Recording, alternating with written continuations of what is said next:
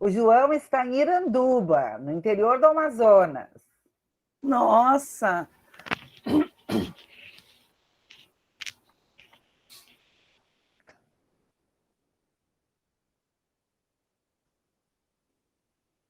É psicólogo na atenção primária.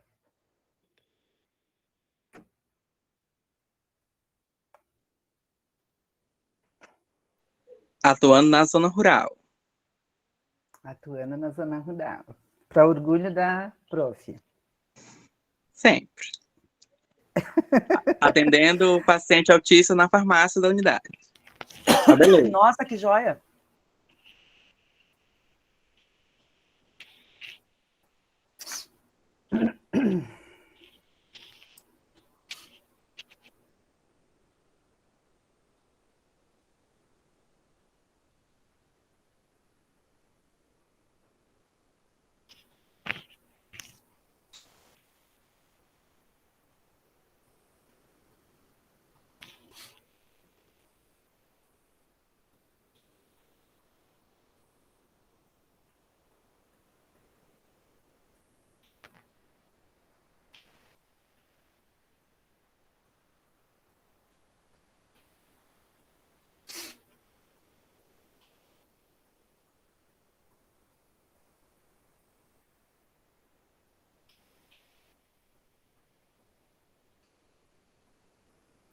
Bom dia, Cláudia.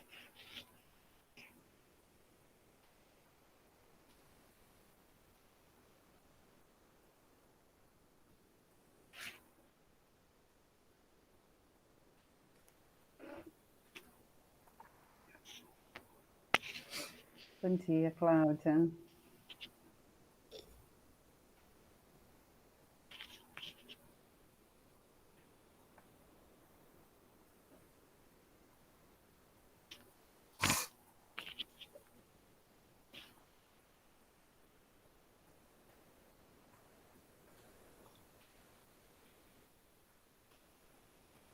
Combinamos uns 4 minutos mais para as pessoas entrarem e aí começamos, tá bem, Carla? Perfeito.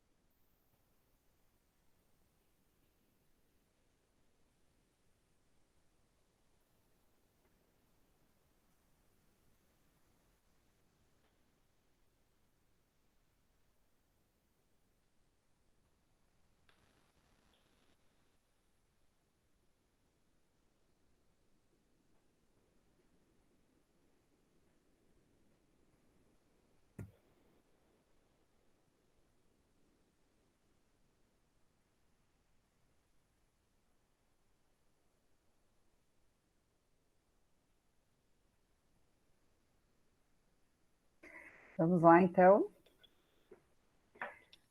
Olá a todas, todos e todes. É uma alegria estar aqui para mais um encontro aberto entre artesanias, entre o Pampa e a Floresta. Nessa edição, os encontros são desde o norte, então é uma alegria estar aqui. Estou em Manaus e hoje nós vamos, então,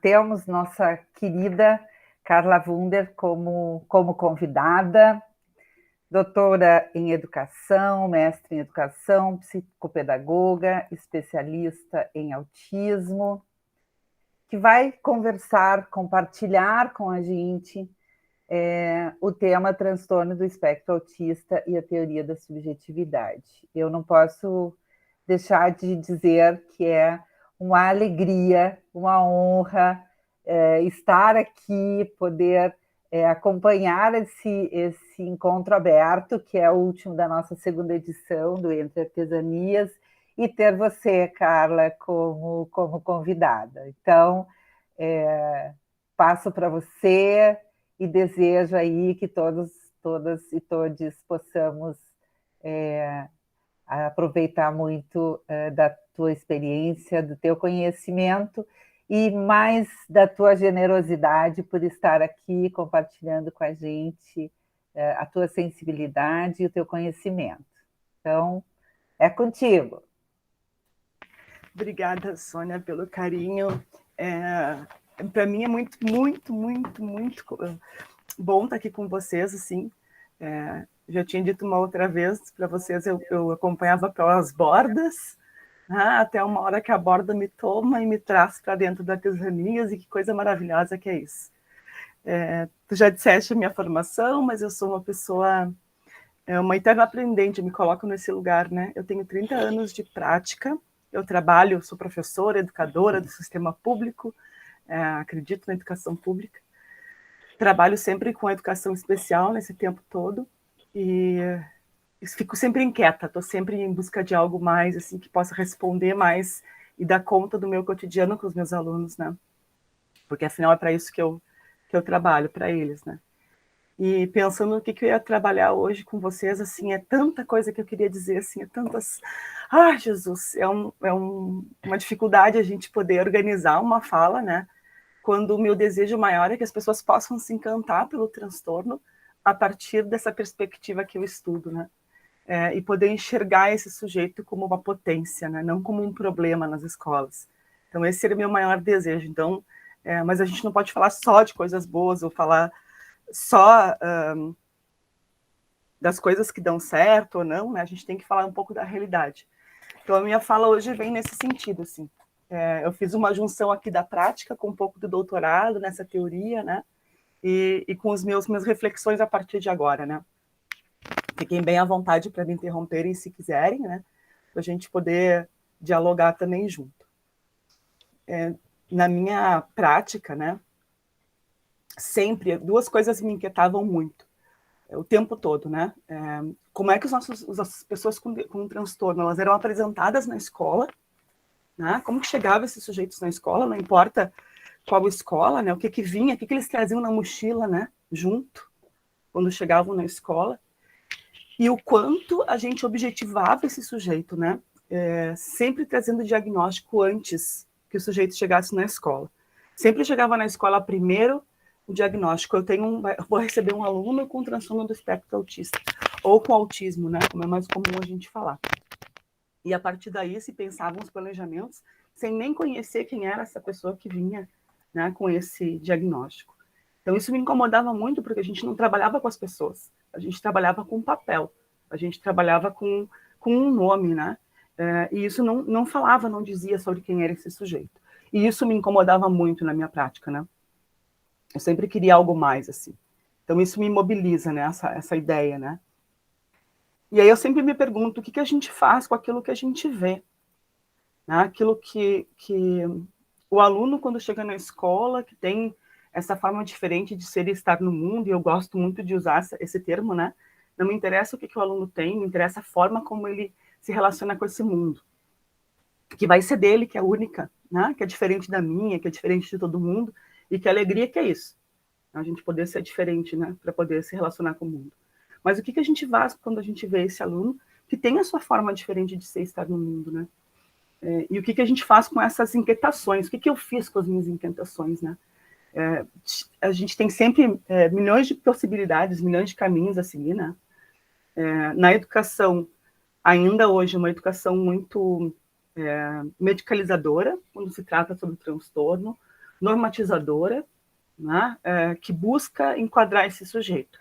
E eu olhava para isso e dizia, mas isso não me representa. Eu não me incomodo com os estímulos que esse aluno faz, eu não me incomodo com o movimento dele, eu não me incomodo com a fala repetitiva, então por que eu preciso normalizar ele, normatizar esse sujeito? Isso me impactava, né? Me tornando um ser rebelde dentro das escolas, porque não queria trabalhar com, por exemplo, uma teoria comportamental. Não que ela não dê certo, não que ela não funcione, não que ela não seja importante em algum espaço, mas não dentro da educação. Eu acredito em educação, não treinamento. Então, para mim, fazia muita diferença poder pensar nessas coisas. Eu vejo hoje, e via, e continuo, né? Não é de hoje, ela tem sido histórica, né? A educação com um grande desafio, né? De abrir mão dessa medicalização, né? Da gente abrir mão dessa normatização. E quando a gente fala em transtorno, isso é mais presente ainda. Parece que a gente poder dar uma medicação para esse indivíduo, a gente conseguir conter ele numa sala de aula, sentado, né?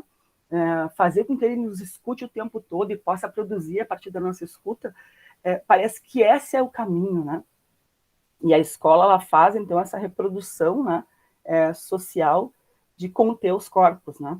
E acho que no transtorno isso fica tão forte porque tem essa forma tão diferente de ser, né, e estar nesse espaço escolar. Eu acho que o grande desafio para mim era poder quebrar tudo isso, né? Romper com essa ideia que a educação apresentava. E apresenta ainda, né? Então eu buscava, não sei se está aparecendo para vocês mexendo o olho, para mim aparece, não sei se para vocês aparece, porque agora eu me apaixonar pelas imagens que se movimentam. Eu acho que elas falam muito, né? Então, para mim, esse olho se movimentando é bem esse meu sentimento, assim, de poder estar olhando para esse indivíduo, estar pensando sobre ele e buscando uma outra forma de poder olhar para o transtorno. Uma outra forma que não fosse essa forma só que me apresentavam, né? O tempo todo.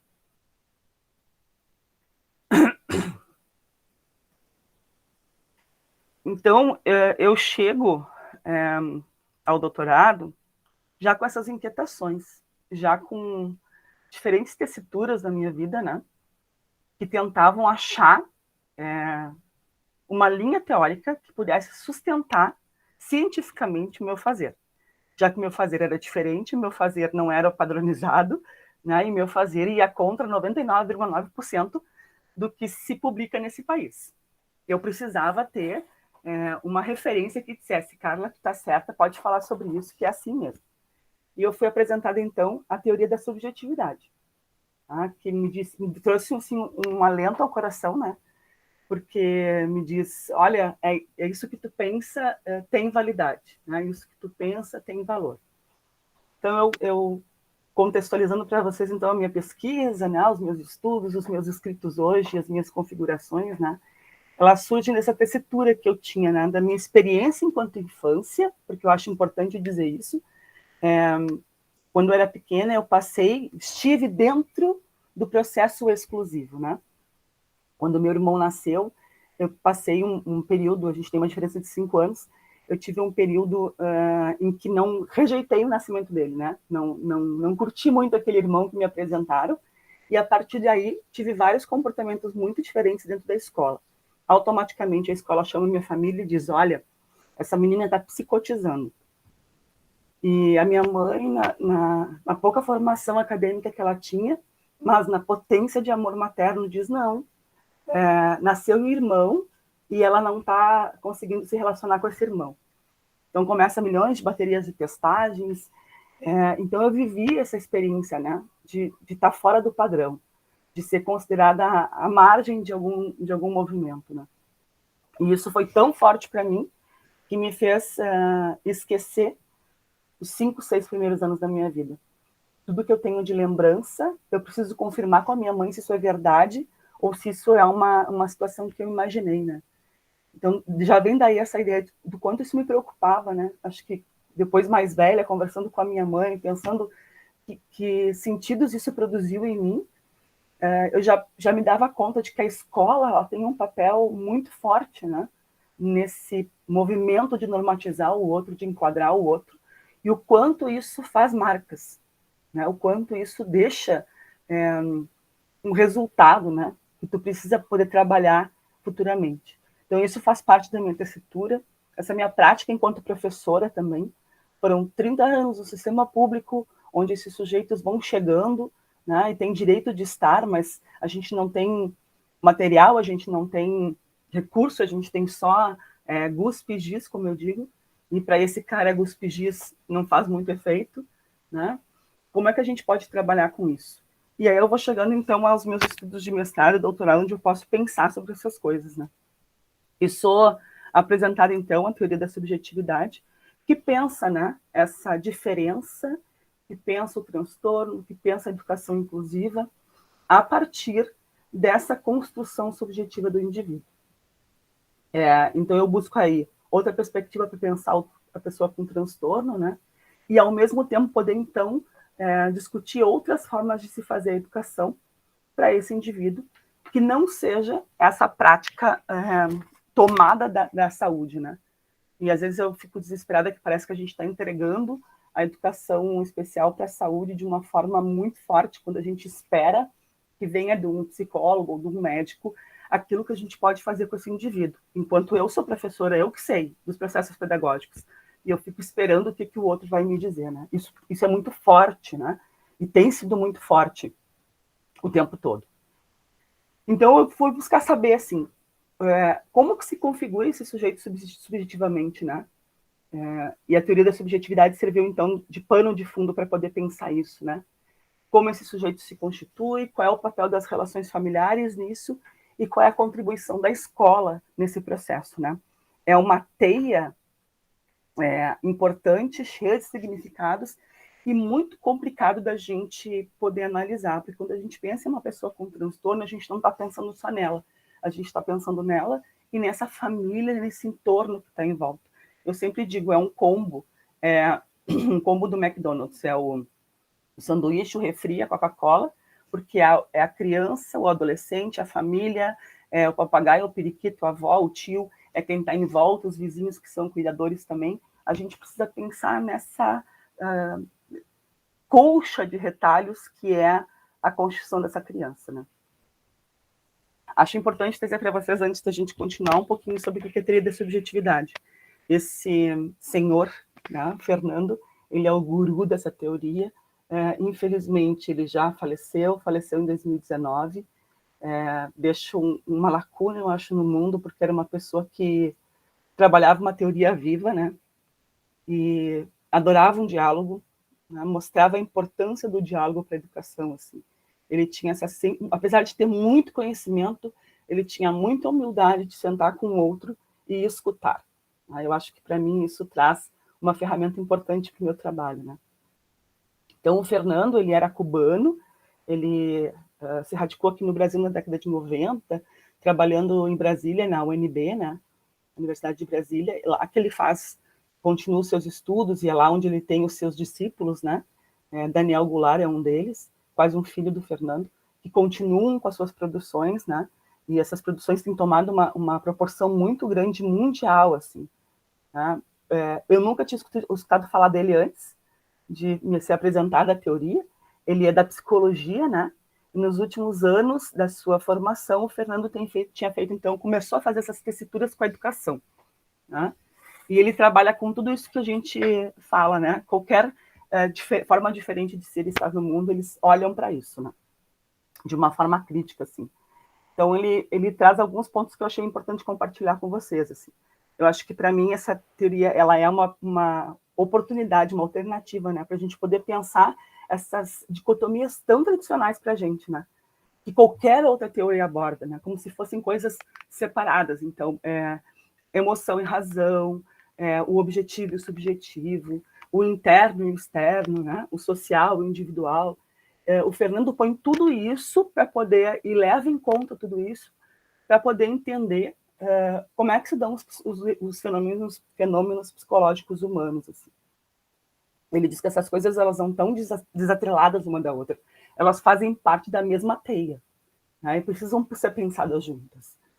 Ele entende a pessoa, então, como um ser integral, e isso, para mim, era um alento, né? Eu não precisava pensar o transtorno só pelas características, eu precisava pensar ele enquanto pessoa. E o Fernando traz isso, né? E nesse ser humano integral, assim, a expressão de uma relação complexa e importante entre o simbólico e o emocional. A gente tem diversas teorias que falam sobre o simbólico e falam sobre o emocional, mas não colocam os dois na mesma convergência, assim. E o Fernando fala que todo o nosso processo simbólico, ele é, antes de tudo, um processo emocional, porque a gente vivencia aquilo. E quando a gente vivencia as coisas com sentimento, com emoção. Por isso que elas se tornam importantes e por isso que elas se tornam marcas, né? E por isso que se tornam simbólicos depois. Então, essa relação importante com a minha experiência de vida, né?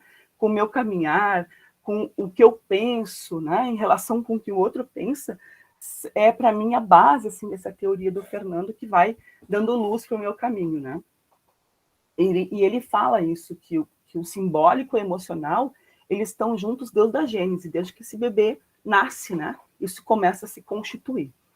Então, ele afirma que quando o sujeito está no mundo, ele produz diferentes emoções, ações, constrói concepções a partir da sua experiência, né?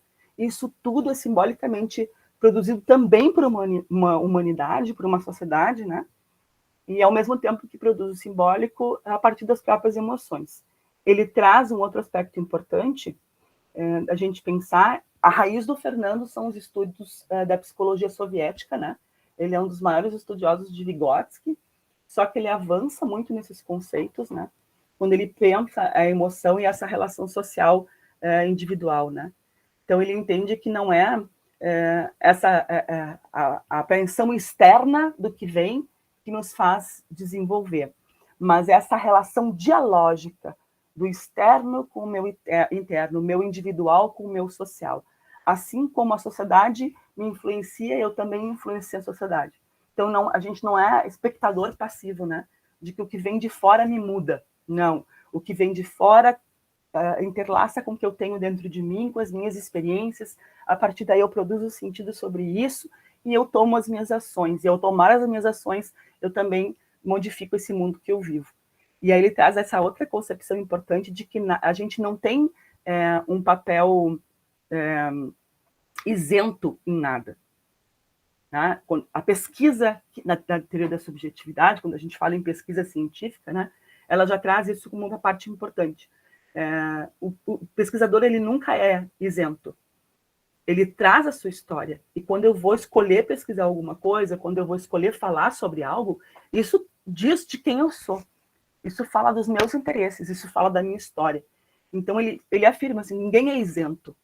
Tá? Quando eu escolho não fazer nada, isso já me tira do papel de isenção, de intenções. Tá? E isso precisa ser levado em conta, porque daí é que as situações realmente elas se constroem. Né?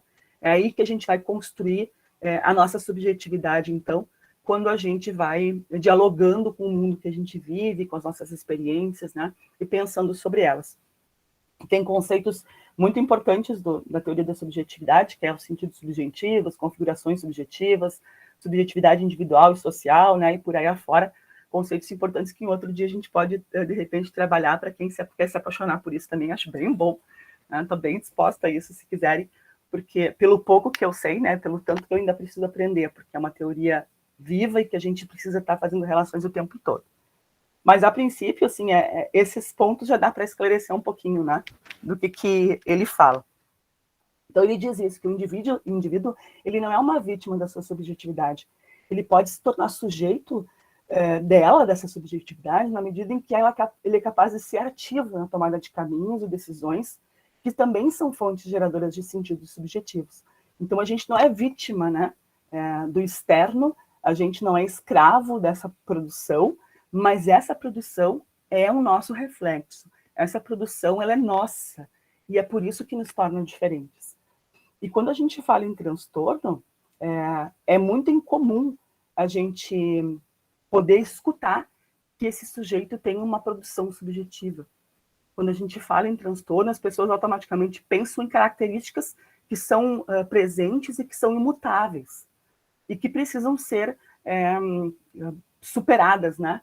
Precisa ser organizadas. Então, a gente não pensa que tudo isso pode fazer parte do caminho, do processo subjetivo de cada um deles.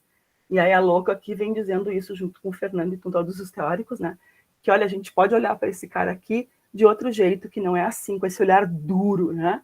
Com esse olhar mecânico desse fazer dessa criança, desse adolescente, ou desse adulto que descobre o transtorno já tardiamente, né? Daí eu trago para vocês algumas configurações subjetivas, né? Que é um termo da teoria, ou seja, as ideias que perpassam a sociedade, ou que perpassam uma escola, ou que perpassam uma comunidade sobre o transtorno. Por que isso é tão importante? Porque elas estão presentes o tempo todo, né? Na nossa fala, na nossa sociedade, e acabam também implicando nas práticas pedagógicas que a gente realiza nos espaços, né? Essas configurações, elas chegam antes do indivíduo em qualquer lugar, né? Chega antes do próprio nome do sujeito, né? Então a gente vai fala-se em transtorno e automaticamente as pessoas já pensam nessas configurações. Eu trouxe algumas aqui, né? Super inteligente, né? Não gostam de carinho, não gostam das pessoas, tem um mundo próprio, para mim é a pior de todas elas, chega a me dar uma coisa aqui no coração. Já quero dizer para vocês que não tem um mundo próprio, é o mesmo mundo louco que a gente vive, esse mundo que nos exige o tempo todo, que nos toma, né, de emoção o tempo todo. O mundo é o mesmo, a forma de interagir com esse mundo é que é própria, é que é sua, né? Todo autista se balança, não sentem afetos, não se dão conta do que acontece ao redor, e daí a gente tem as atrocidades, né, nos espaços escolares, onde as pessoas falam dos indivíduos como se eles não estivessem ali, como se eles não estivessem presentes, como se eles não estivessem escutando, né, sabendo o que se passa sobre eles, assim. E tudo isso vai fazendo uma marca nesse indivíduo, né? Tudo isso vai fazendo uma marca nessa escola, uma marca nesse processo. Então, são essas configurações, trouxe aqui as mais comuns, assim, né? Mas também trouxe um artista, que é um artista com transtorno, né? O Tramonte, ele é um adulto com transtorno do espectro autista, diagnosticado tarde, e ele escreveu esse livro aqui, Humor Azul, onde ele fala sobre o transtorno a partir de charges, né? Então, é muito interessante a forma como ele aborda, né? Porque ele fala muito dos sentimentos, né? Da sua experiência. E aqui ele também vai trazer exatamente isso, essas configurações subjetivas sociais, né? Então a gente tem essa coisa, mas ele fala, então se ele fala, ele não é autista, né? É uma doença, tem cura, né? Assim como cachumba, passa com o tempo, só dá em crianças pequenas, adultos não têm, a gente escuta e ele traz isso, né? Nada que uma chinelada não cure, é falta de limite, né? E por aí vai afora todas as coisas que se pensa sobre esse indivíduo, né? Esse livrinho do Tramonte é muito, muito legal de ver, assim, porque ele traz abordagens bem interessantes, assim, né? Recheadas daquilo que o Fernando chama da emocionalidade, né? Importante nesse processo. O Fernando e a Mitina Martinez, que é a esposa dele, que é quem trabalha muito com educação e a teoria da subjetividade, né? Eles dizem o seguinte, que a diferença, qualquer que seja essa diferença, né? Ela é representada por conceitos que se expressam nessa subjetividade social, que com frequência implica produções subjetivas que limitam o indivíduo, que não são derivados da própria dificuldade dele, né? Ou das características físicas, psicológicas que esse sujeito tenha, mas da construção social que é feita sobre elas. Ou seja, a ideia que a gente tem sobre o transtorno não tem a ver com as pessoas que a gente atende ou que a gente recebe, mas tem a ver com essas ideias que circulam nesse social o tempo todo, né? E isso se expressa efetivamente na produção de sentidos subjetivos, né, que vão definir o impacto social disso, né, para esse indivíduo, que vai delimitar suas relações, que vai delimitar sua aprendizagem, que vai delimitar suas possibilidades futuras, né? E a gente olhando para isso, se dá conta do quanto é cruel, tá? A gente produzir isso e só oferecer isso para esse indivíduo, né? A gente oferecer só aquilo que está baseado pelas minhas expectativas, né? Pelas minhas concepções, sem minimamente poder olhar para aquilo que ele produz, né? De sentidos. Né? O primeiro convite que eu sempre faço é esse. Já falei lá no início, né? Uma eterna aprendente e rebelde. Então, o primeiro convite que eu sempre faço é esse, é quebrar os padrões, assim. Padrão é muito chato, padrão não encaixa ninguém, né? Sempre vai ter alguém que vai ficar fora se a gente tem um padrão. E estar fora não é bom, né? A gente precisa ser pertencente dos espaços, precisa ser pertencente da aprendizagem, pertencente do saber, para poder se desenvolver, né? Então, o convite é esse, assim, a gente estourar essa bolha, que é esse padrão, né? E trabalhar com aquilo que tem, com aquilo que é possível, com aquilo que o sujeito me entrega no dia de hoje, né? E aí eu já posso trabalhar melhor com as minhas ansiedades, com as minhas certezas, né? Abrir mão desse controle que a gente supostamente acha que tem sobre tudo e sobre o outro, né? Que é o que a educação, né, dentro da educação especial, propôs durante muito tempo, né? O controle sobre o outro. E eu trabalho nessa perspectiva de que a gente não tem controle sobre ninguém, né? A gente acha que tem e quer se segurar isso com todas as forças, né? E nesse movimento a gente perde tudo que o outro pode nos oferecer. Então, o que o transtorno é hoje, né? Que a gente tem certeza. Tem uma autora que chama Temple Grandin, que é uma autista americana, né? Que ela diz que por mais que a gente tenha conhecimento hoje, parece que a gente ainda está arrumando os armários, né? Quando a gente faz limpeza em armário, que a gente põe tudo para fora para depois botar tudo para dentro, né? Ela diz que a gente está nesse momento da ciência, em que a gente está tentando colocar as coisas de volta para o armário, tentando descobrir e organizar um pouco esse nosso conhecimento, né? Que é muito amplo, sim, desde a década de 60 ele cresceu muito, mas ele ainda não tem certezas, né? Desse desenvolvimento, e por isso que eu acho que ele é o tendão daqueles, né? Porque ele mexe com as incertezas. E o ser humano tem muita dificuldade de ter incerteza. A gente precisa saber sempre o que vai acontecer e ter certeza de tudo. Então, a gente sabe que hoje o transtorno do espectro autista é um transtorno do neurodesenvolvimento, ou seja, tem ali uma carga genética, a gente sabe disso com certeza, né?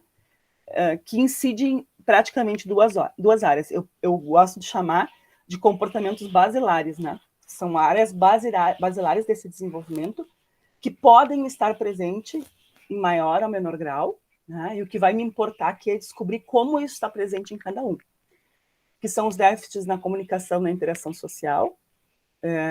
Antigamente, a gente dizia que tinha um déficit na linguagem, né? E hoje a gente entende que a linguagem faz parte da comunicação social. Então, não é se fala ou não fala, é como faz a sua comunicação. Né? É como procura o outro, né? Como olha para esse outro. A nossa comunicação é feita pelo olhar, pela fala, pelo afeto, né? Pelo nosso corpo. Então, isso tudo faz parte da comunicação. Né? E o outro são os comportamentos e os movimentos repetitivos e estereotipados. Em maior ou menor grau, isso vai aparecer nesses indivíduos que recebem esse diagnóstico. Sem a gente se preocupar tanto com o que isso quer dizer, é muito mais importante a gente saber como isso se configura em cada um, né? Porque vai ser muito diferente. Por isso que a gente usa muito hoje o termo autismos, né? Porque nós não temos sujeitos que se expressam da mesma maneira. Né? E aí é muito óbvio, quem tem irmãos aqui sabe que são filhos do mesmo pai e da mesma mãe e são completamente diferentes um do outro. Tá? Porque mesmo a nossa carga genética, ela nos torna também únicos. O nosso DNA é só nosso, não é de mais ninguém. E ele carrega ali as minhas características, né? O transtorno também é assim. Vai ter essas dificuldades, né? Vai apresentar essas características, mas isso vai ser muito diferente para cada um. O que a gente sabe hoje com certeza? Hoje, o CDC americano, que é o órgão que faz esse mapeamento, né? Porque o Brasil não tem isso até hoje. e a maioria dos países não tem, né, um espaço que faça esse mapeamento. Hoje, saiu em 2020, a pesquisa de que existe 1 a cada 54 nascidos. Né? Se vocês olharem ali, é muito alto, né? Lá em 2004 era 1 para 166 nascidos, né? E hoje é 1 para 54. Se fala em pandemia de autismo, não vivemos uma pandemia, vivemos um momento de um pouco mais de conhecimento, mas também um momento em que uma sociedade procura medicalizar tudo e também enquadrar tudo. Então, às vezes, os comportamentos não conseguem ser vistos como parte do desenvolvimento dessa criança e já passam a ser vistos como um diagnóstico, né? Exemplo disso são as crianças pequenas na pandemia.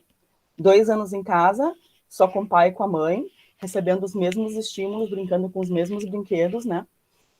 E como pai e mãe, e não estou criticando, porque a gente é pai e mãe, a gente faz isso, a criança quer muito uma coisa, a gente diz não, chega uma certa hora que a gente tem que fazer um trabalho, precisa fazer alguma outra coisa, a gente se cansa e dá o que a criança está pedindo, né? Então, nesses 2 anos, a criança viveceu só isso, né? Agora está retornando para a escola, e a escola olha para essa criança e diz, nossa, está muito atrasada. Olha, não está falando, não está conseguindo interagir, não está conseguindo dividir seus brinquedos, não está conseguindo respeitar limites. Tem transtorno aqui. Então, a gente também tem uma sociedade hoje que tem mão do conhecimento, da informação, e acaba colocando isso também em cima de qualquer criança, né?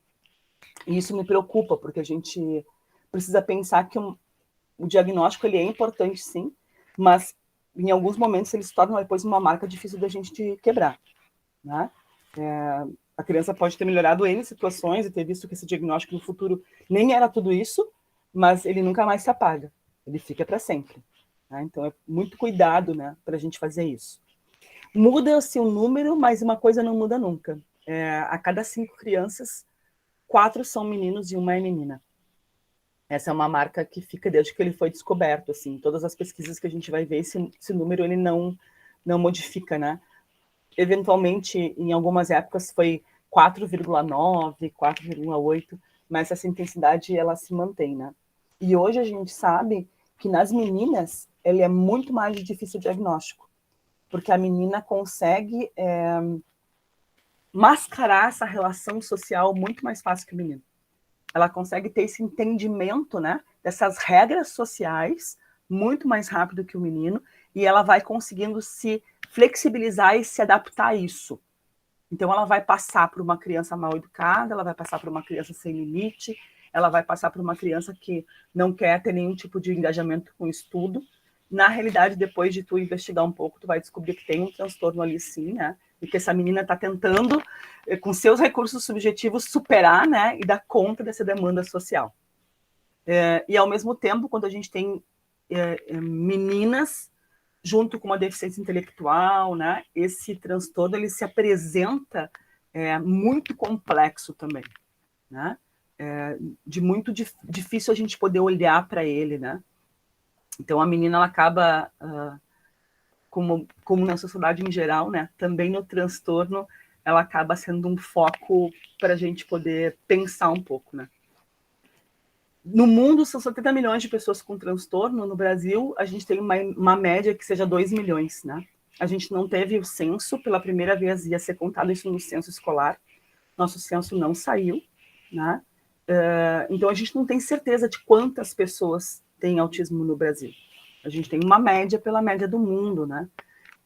E posso dizer com certeza que nem todas elas estão na escola, posso dizer com certeza que muitas estão ainda nos porões de casa, como a gente dizia antigamente, né? Muitas ainda sem acesso à educação, né? Muitas matriculadas, mas sem frequentar a escola, porque a escola não dá conta dessa diferença tremenda desse indivíduo, né? Então, sempre diz para a família, olha, não traz só na hora do recreio, traz só na hora da entrada, 10 minutos. É uma leva da educação que mais período reduzido tem de atendimento na escola, né? Porque a escola não sabe lidar com essa diferença realmente, né? E não estou criticando aqui professores, porque sou uma delas. A gente realmente precisa de formação, né? Precisa falar na escola sobre isso, sobre os alunos, não é falar dos alunos, é falar sobre os alunos, sobre os seus processos de desenvolvimento, né, sobre como essas coisas se dão em cada um, e a gente não faz isso na escola. Né? A gente trabalha com a informação que vem de fora. Né? E normalmente vem de fora, fulano precisa de 60 horas de terapia ABA, fulano precisa um monitor para ficar em sala de aula, fulano não pode ficar às 4 horas na escola. E a gente acaba abrindo mão, enquanto escola, enquanto professor, da responsabilidade sobre esse ser que chega para a gente e que tem direito a estar nesse espaço escolar. Né? Então, é um número muito alto de evasão também dessas crianças que têm transtorno. Né? E as famílias muito, muito desamparadas. Porque aqui a gente precisa também acolher a família, não é só acolher o indivíduo. Né? É muito mais, às vezes, no início, acolher e dar colo para essa família que tem passado algum processo de perda e de busca de atendimento, de aceitação social, né? E de isolamento social, que é necessário a gente poder olhar para isso. Né? E a escola também não está acostumada a fazer esse processo, porque a gente só chama a família na escola para reclamar. A gente não chama a família para acolher. A escola não consegue trabalhar com esse sentido do acolhimento. Então, e essa é uma parcela da população que a gente precisa estar em contato constante com a família, porque aqui tudo perpassa esse desenvolvimento, tudo perpassa quem é esse sujeito, como ele está se colocando no mundo naquele dia, né? Então a gente tem que ter um contato muito afetivo com a família e muito próximo, né, para conseguir entender por que o João chegou na escola hoje berrando horrores e ontem saiu super bem. Mas hoje ele chegou berrando porque ele teve que pegar 2 ônibus lotados e não tinha lugar para ele sentar. E ele chega na escola já completamente desorganizado pelo excesso, né, de estímulos que ele recebeu pelo caminho. Se eu não tenho uma boa relação com a mãe, eu não vou saber que o João pegou 2 ônibus e eu vou automaticamente dizer, olha só, o João está regredindo, o João está se tornando agressivo, o João não está mais conseguindo prestar atenção e nem olhar para a gente. Né? Eu já vou automaticamente para aquilo que falta no João e não para o entendimento do que aconteceu com ele o tempo todo. Então, por isso que é tão importante a gente ter essa relação muito próxima com a família, né? Eu já não consigo conceber a educação sem relação com a família. Para mim, elas são coisas que deveriam estar juntas o tempo todo. Mas quando a gente fala ainda mais sobre o transtorno, esse é um trabalho que a escola precisa aprender a fazer cada vez mais, né? Do acolhimento à família, e essa a diferença, né? Porque senão o trabalho se perde. A gente tem 4 horas com esse sujeito na escola. A família tem 24 para o resto da vida. Se a gente não trabalhar em conjunto, esse desenvolvimento não vai acontecer. Porque a gente vai estar trabalhando e puxando para ângulos diferentes, né? A escola buscando algumas coisas e a família buscando outras. Então a gente precisa trabalhar muito junto mesmo. Por que a gente chama de espectro, né? Porque tem essa possibilidade hoje de entender que esse indivíduo ele pode circular, né, nesse caminho, né? Eu digo que representa para mim muito bem esse arco-íris, né, com esse sujeito andando de um lado para o outro, porque nos dá a ideia de que não é estanque, que não é estático, que não é imutável, né? Esse desenvolvimento aqui, ele está aberto a mudanças, ele está aberto a crescimentos. Então, crianças que às vezes são diagnosticadas muito cedo com um transtorno do espectro autista de um nível 13, eu trago aqui severo, moderado e leve, porque é o que a gente escuta, né, no social. O sujeito tem um autismo severo, o sujeito tem um autismo leve. Mas esse não é um termo para a gente usar, né? Porque não é o sujeito que tem esse autismo severo ou leve. O sujeito precisa de um nível de apoio que é mais intenso ou menos intenso, que permite que ele tenha um pouco mais de independência ou não. Então, esse leve, severo e moderado, de novo, né, é a forma que a gente tem de enquadrar esse indivíduo em algo que a gente consiga entender. Só que, muitas vezes, aquilo que a gente chama de severo é um indivíduo que não tem aquela comunicação verbal, mas tem uma inteligência preservada. Mas, quando eu falo em severo, eu automaticamente esqueço que existe inteligência naquele corpo, né, e só pego as características. Mas a gente poder entender, então, que a gente pode circular nesse movimento, né? E o que faz diferença aqui? A educação faz muita diferença aqui. Né? O quanto esse indivíduo ele recebe, né, de atenção na escola, o quanto ele recebe de olhar na escola, que pensa os seus processos, faz diferença para que ele possa circular, né, nesses níveis de apoio. Então, a gente tem, por exemplo, tem a Program, essa americana, que é hoje PhD em comportamento animal. ela foi diagnosticada na década de 60 como uma criança autista grave. A Templon não falou até os 4 anos de idade, ela não olhava para ninguém, e pasmem vocês, ela brincava com as fezes. Né? E hoje ela é professora universitária, ela dá palestra, né? Ela fala sobre os seus processos de aprendizagem. O que fez diferença aqui? A família e a educação. Né? Ela diz o tempo de engajamento que eu tinha com o outro. E ela é uma das teóricas que diz, não me interessa qual é a terapia que estão fazendo. O que interessa é o quanto a gente consegue fazer e manter e sustentar uma relação com essa criança, ou com esse adolescente, ou com esse adulto. A teoria que tu vai utilizar é aquela teoria que melhor te representa, mas precisa ter engajamento com essa criança. Tá? Então, acho que isso é o que faz realmente a diferença. A teoria da subjetividade me fez também poder discutir, né, a questão do diagnóstico, assim, a importância que o diagnóstico tem para a escola, né? Como a escola está presa ao bendito papel que vem do médico dizendo um CID ou um DSM-4, né? E que, na realidade, não nos diz nada sobre esse indivíduo. Então, afinal das contas, que papel tem esse diagnóstico, né, nos processos da educação, assim? É uma coisa importante para a gente pensar o tempo todo, né? Então, eu trago algumas questões, assim, né? O diagnóstico muitas vezes vem como uma solução, né? Ele mantém os profissionais na escola numa condição passiva, né? Que impedem ele de olhar para esse indivíduo realmente, de pensar sobre esse indivíduo realmente, né? Eu canso muito de escutar nas escolas, não, mas ele é autista, então deixa assim. Né? Ele é assim mesmo, ele tem autismo, né? O próprio profissional, o professor se omite, né? No processo de avaliar esse indivíduo na sua aprendizagem, né? Parece que está posto que quando recebe um diagnóstico de transtorno, automaticamente vem com ele a dificuldade da aprendizagem, a deficiência intelectual, a incapacidade. Então, o professor não busca aqui caminhos para trabalhar com esse indivíduo. Ele simplesmente absorve isso, né? E fica oferecendo para essa pessoa reprodução. Reprodução de atividades, reprodução de perspectivas, né? Trabalha só com essa perspectiva da reprodução e não da construção, né? Tem um esvaziamento enorme da prática dos profissionais também, né? Porque eles não assumem para si essa condição de sustentar os processos. A gente, quanto professor, precisa estar sustentando esses processos de aprendizagem, né? Podendo olhar como isso se dá para cada um e como eu posso aqui desafiar esse aluno, né? Não é moldar ele, não é fazer ele absorver uma aprendizagem, mas é poder desafiar ele para que ele possa transpor, né, aquele estado que ele está naquele momento para um outro, né, em que ele possa mostrar outras habilidades, né, outros conhecimentos. E quando a gente tem esse diagnóstico, parece que isso esvazia completamente a prática do professor. Ele não pensa mais sobre isso e, eventualmente, 99,9% ele entrega na mão do professor de apoio, do monitor, né, esse sujeito. E na escola, ele é responsabilidade do professor do AEE. O professor do AEE que se vire para falar sobre ele, porque eu não preciso fazer nada. Tá? E aí, coisas, as configurações subjetivas que a gente falava, né, aparecem direto, assim. Sou chamada para fazer assessoria e as pessoas me dizem, eu tenho um aluno autista, como é que a gente monta uma rotina para ele? Porque a rotina visual é algo que já está imbuído, né, no nosso imaginário sobre essa pessoa com transtorno.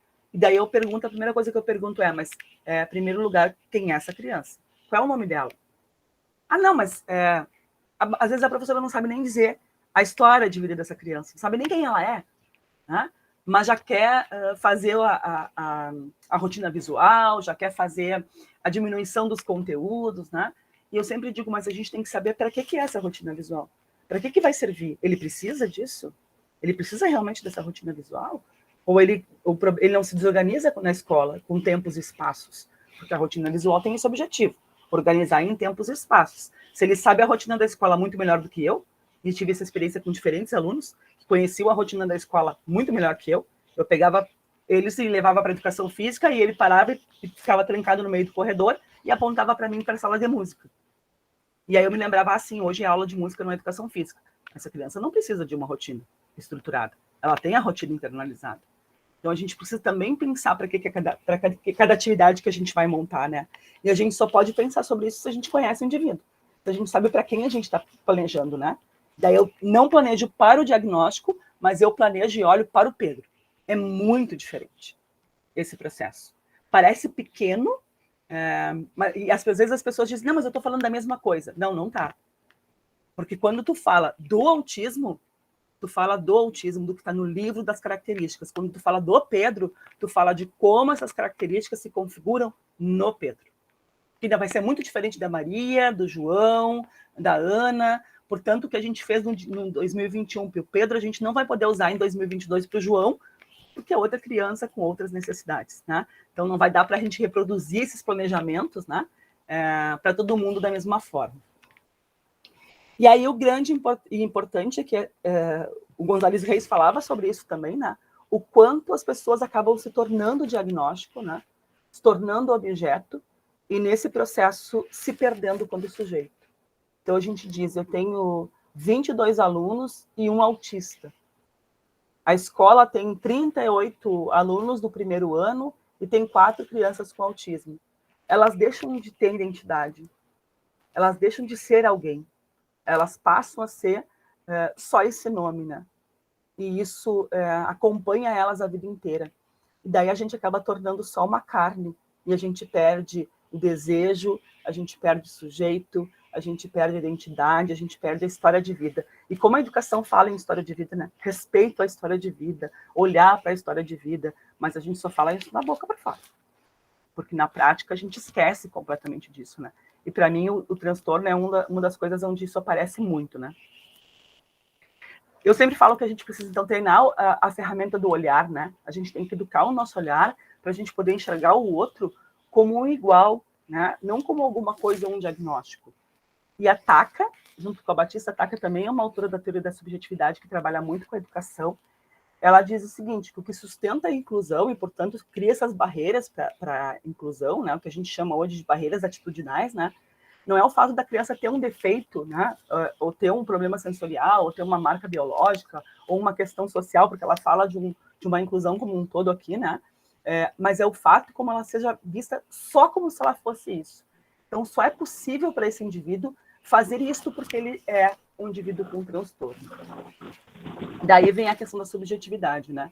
E para mim essa imagem ela é muito significativa, porque a gente recebe na escola diferentes crianças de diferentes cores, formas, tamanhos, texturas, cheiros, né?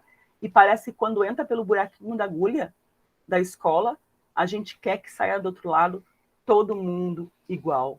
E nesse processo a gente perde a singularidade, né? A gente perde as características pessoais de cada um, a gente perde aquilo que nos torna únicos, né?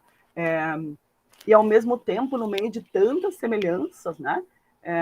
São essas nossas características que vão comportar e vão constituir essa diversidade humana que a gente tem. Né? São as nossas diferenças que vão agregar valor para as relações, não são as nossas igualdades, porque na igualdade a gente fica sempre no mesmo limite da aprendizagem, a gente nunca consegue avançar, né? Pensando em coisas diferentes. E aí eu me preocupo porque é exatamente esse papel que a escola faz, né? A escola, para mim, é a agulha ali com um buraquinho, só recebendo essa diversidade e anulando todo mundo, né? Se perde, né, a subjetividade de cada um.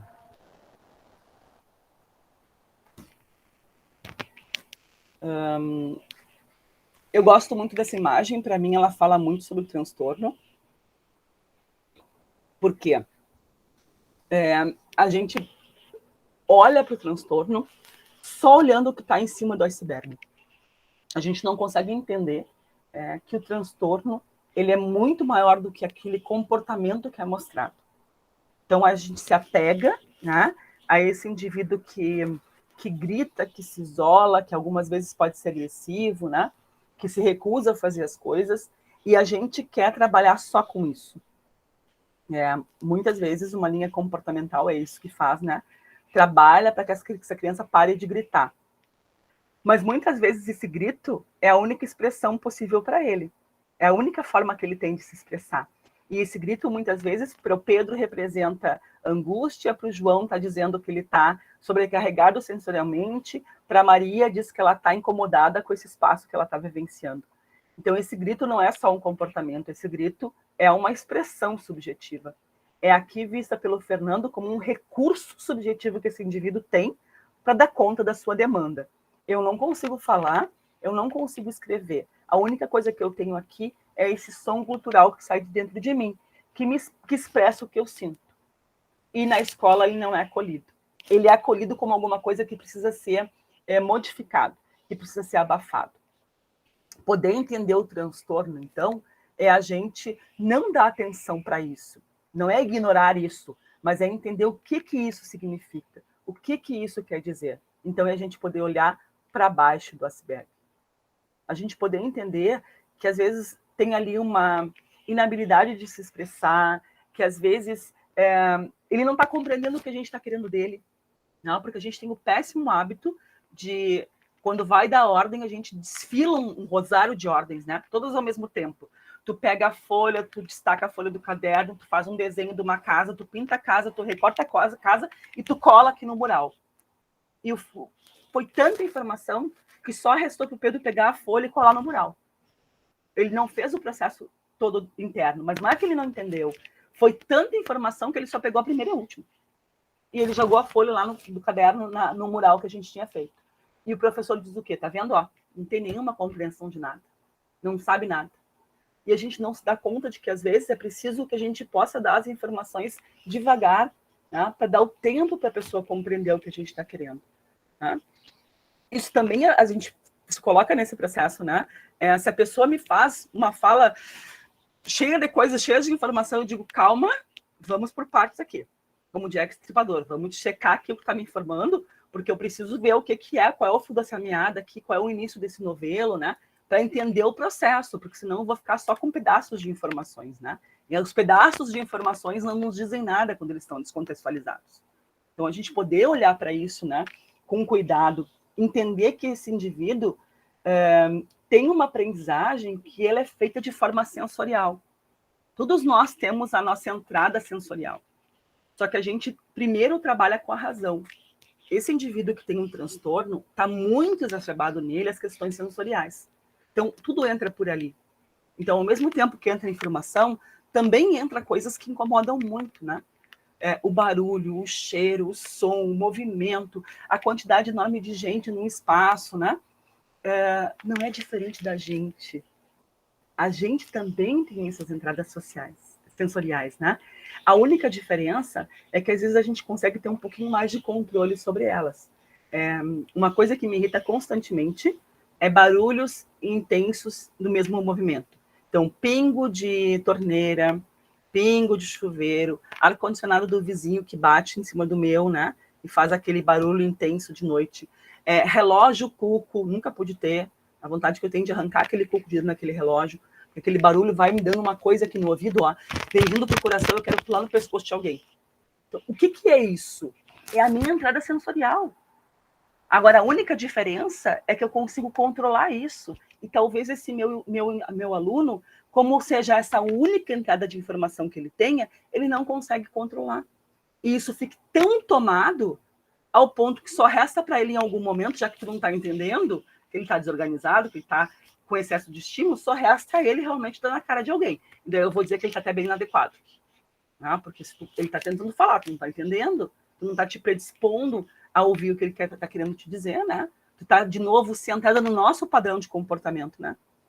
E a gente impõe isso numa prática pedagógica. O meu padrão de ação, o meu padrão de comportamento, o meu padrão de sentimento. E ele não é igual para os outros. Então, eu não posso partir de mim, eu preciso partir desse sujeito, né? Então, por isso que eu gosto tanto dessa imagem. Acho que ela fala muito, né? Como é que a gente conhece esse sujeito, né? Eu acho que esse é o principal papel. Não me interessa qual é o diagnóstico que ele tem, não me interessa como é que esse diagnóstico foi feito, quando foi feito. O que me importa é isso aqui. Eu, como professora, eu, como Carla, eu vou em busca dessas informações, né? Como é que meu aluno se comunica, quais são as coisas que ele gosta, o que ele sabe fazer super bem, quais são as coisas que ele não gosta, onde é que ele precisa aprender melhor, o que ele realiza com auxílio, o que ele faz de forma independente, né? Essas questões é que vão me dizer quem é o meu indivíduo. Não é o diagnóstico que vai me falar sobre ele. Né? Então, eu preciso entender que são essas informações que eu tenho que buscar no meu cotidiano para conseguir trabalhar com esse meu aluno. Pensar a aprendizagem como zonas, né? A gente entender que quando o aluno está numa zona de conforto, ou eu, Carla, quando estou na rede, lendo um livro, deitada, que não quero que ninguém me chame, é a minha zona de conforto. Né? Eu estou ali só relaxando o meu corpo. O nosso aluno também tem sua zona de conforto. Né? Quando o sujeito quer fazer sempre as mesmas coisas o tempo todo. Isso não é uma repetição aleatória. Ele escolhe isso porque isso faz parte da zona de conforto dele. Isso faz parte do que ele controla. Por isso ele escolhe fazer e repetir sempre as mesmas coisas. Né? Nesse movimento ele não vai aprender. Numa zona de desregulação ele também não vai aprender. Quando ele está agitado, que ele está se debatendo, que ele está gritando, que ele está suando, né, de tanto movimento corporal, ele também não vai conseguir aprender. A gente precisa buscar sempre uma zona de estimulação, que é esse entre, né? Olha o entre aí de novo, entre entre o conforto e a desregularização. Né? E isso não é uma zona fácil da gente buscar, da gente achar. Para isso, a gente precisa conhecer com quem a gente está trabalhando, né? Com quem a gente está estabelecendo as nossas relações. Né? Então, não é muito simples, mas é possível, quero dizer, né? E afirmar. Essa imagem eu gosto muito do mesmo livro que eu falei para vocês antes, né? Do Tramonte, né? Que é como ele identifica o pensamento de uma pessoa com transtorno, ou seja, o pensamento dele, no caso, né? Ele diz que uma pessoa, a informação numa pessoa que não tem transtorno, ela se movimenta assim, do aspecto A para o aspecto B. É rápido, né? A gente pensou, tem a reação, pensou, toma atitude, pensou, tem uma percepção. Dentro de um cérebro de uma pessoa com transtorno, né? Essa informação, ela se move por diferentes zonas, o que acaba, muitas vezes, fazendo perder algumas informações, fazer a pessoa precisar de mais tempo para poder absorver o que está falando, porque no meio do caminho teve alguns obstáculos, né, até chegar ao ponto. Interessante que ele coloca, são os mesmos pontos, ele chega do ponto A ao ponto B. A diferença aqui é o processo que ele faz. Tá? Então, acho que isso a gente precisa ter em mente, né? Esse sujeito, com a sua forma diferente de ser e estar no mundo, ele tem o seu processo de aprendizagem. E esse processo de aprendizagem é dele, é único, é o recurso subjetivo que ele tem para aprender. E é em cima do processo que a gente tem que trabalhar, e não do resultado. Porque a escola está sempre pronta para trabalhar com resultados, né? Não com os processos. E aí, se a gente vai pensar só nos resultados, se a gente for medir tempo, por exemplo, a resposta dele demorou muito mais tempo. Então, automaticamente, ele já começou a perder aqui, né, se a gente for avaliar só resultados. Então, a gente precisa pensar nos processos. Né? A escola não foi feita para os alunos bons somente, bons de respostas, né, adequadas. Ela foi feita para os alunos que precisam de auxílio nos seus processos, e ela não pode estar pautada só nos resultados. Ela precisa estar pautada nos processos, em como se dá os caminhos da aprendizagem. Né? Por onde a gente começa? Entendendo que a aprendizagem é um processo dinâmico, né? E eu não gosto de dar receita de bolo e detesto os manuais, então eu vou dizer para vocês dos meus processos, né? Como é que eu, Carla, penso nisso, né? Entendendo que a aprendizagem ela não tem lugar e não tem tempo, ou seja, não acho, sinceramente, que os meus alunos aprendem só comigo, com os meus lindos olhos verdes, com a minha voz, né? Não, acho que eles aprendem o tempo todo, e eu fico buscando o tempo todo que aprendizagens são essas que eles estão construindo em todos os espaços que eles estão, e como que eu posso desafiar eles a se constituir melhor nesse processo. As minhas ferramentas quais são? Olhar sempre com qualidade para esse indivíduo, né? Eu não trabalho com a falta, eu trabalho com a potência, com aquilo que ele tem para me mostrar. Todo recurso que ele tiver para me apresentar, para mim é porta de entrada de aprendizagem, é porta de entrada de trabalho. Portanto, os estímulos, os movimentos repetitivos, os desejos intensos, tudo isso para mim é ferramenta de trabalho, não é algo que eu tenha que suprir do desenvolvimento desse indivíduo. Eu preciso trabalhar com balanceio, eu preciso trabalhar com o interesse restrito que ele tem sobre trens, ou sobre carros, ou sobre o coração humano, ou sobre aviões. Essas são as portas de entrada para a aprendizagem desse indivíduo. E sempre escutar, né? Ouvir aquilo que é dito pela palavra, que é dito pelo corpo, que é dito pelo olhar, né? Para poder entender como é que esse sujeito se comunica, né? E o que ele quer dizer nessa comunicação. Na teoria da subjetividade, a gente teria, então, uma escola, teoricamente, né, quando pensa em transtorno, que é muito rica em trocas de experiências, né? Experiências subjetivas, ou seja, uma escola que é rica na troca das histórias de vida, né? Que é um espaço onde a gente pode compartilhar diferentes saberes, em que não tem um saber certo ou um saber errado, um saber maior ou um saber menor. Existem diferentes saberes que precisam ser compartilhados na escola. Né? Isso a gente levar em conta esse processo subjetivo. Né? É um espaço de construção de sentidos subjetivos. E para ser um espaço de construção de sentidos subjetivos, precisa ser um espaço onde esses alunos possam experimentar. Experimentar tudo. Experimentar o erro, o acerto, o gosto, o não gosto, as diferentes opiniões, né, as diferentes escolhas dos colegas, experimentar a solidão, experimentar o coletivo, experimentar fantasias, ser outras pessoas, né? Então, precisa ter experiência circulando para que possa ter produção subjetiva. Senão, isso não vai acontecer, a gente vai estar só fazendo reprodução e não experienciando, né? Entender que, para além do transtorno, tem um indivíduo ali, tem um sujeito, né? E esse sujeito tem as suas características, né? São pessoais, que não tem a ver com o transtorno. Então, a gente não cair nesse erro, né, que se comete muito na escola, que é, olha só, o fulano tem 3 aninhos, o João, e ele não quer compartilhar os brinquedos. Isso porque tem autismo, né? Então, por isso que ele não compartilha. E daí eu pergunto, no desenvolvimento infantil, uma criança com 3 anos, ela compartilha brinquedos facilmente? A primeira tendência dela é não compartilhar, ela não está na fase de compartilhar ainda. Né? Ela ainda está numa fase egocêntrica. Então, não tem a ver com transtorno, tem a ver com desenvolvimento, tem a ver com as características daquela criança, né? Então, isso é importante a gente poder entender para conseguir trabalhar, né? E é uma escola que vai abrir mão, se Deus quiser, daquela estrutura de que todo mundo sentado um atrás do outro o tempo todo, né? Que só tem uma forma de ser na sala de aula, que não pode ter outra, que as pessoas não podem levantar, não podem circular, não podem caminhar, precisam ficar sentadas 4 horas, né? O tempo todo, coisa que nem a gente consegue, de passagem, adultos, teoricamente, sem nenhum diagnóstico. Eu não passaria muito livre se tivesse algum diagnóstico, com certeza. Então, abrir mão dessa estrutura inflexível, né? Essa escola precisaria, então, pensar que ferramentas utilizar para despertar essas aprendizagens, né? E esse desenvolvimento em cada um. E esse é um exercício importante, porque é entender, olha, não somos nós, professores, o centro do mundo, e não temos todos os saberes. Precisamos compartilhar o que sabemos. E também aquilo que não sabemos. Tá? Não como algo ruim, mas como um processo importante de compartilhamento. Né? E aí eu quero trazer algumas coisas que surgiram através da minha pesquisa de doutorado. Eu fiz pesquisa com dois sujeitos, né? E caíram os 2 sujeitos, né? As famílias escolheram essa nomenclatura para eles, né? De acordo com as características que eles tinham, para a gente manter, né, essa